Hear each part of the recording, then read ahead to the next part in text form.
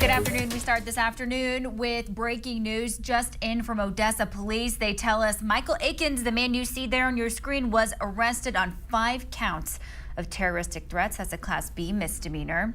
So here's what happened. On Monday, Akins walked into the Verizon store on East 42nd Street, which is restricting customers. Well, that apparently upset Akins. He then coughed towards 5 employees while saying, "I hope you all get sick," and then left the scene in his truck. Police obtained 5 terroristic threat warrants for Akins. He has been charged and arrested accordingly.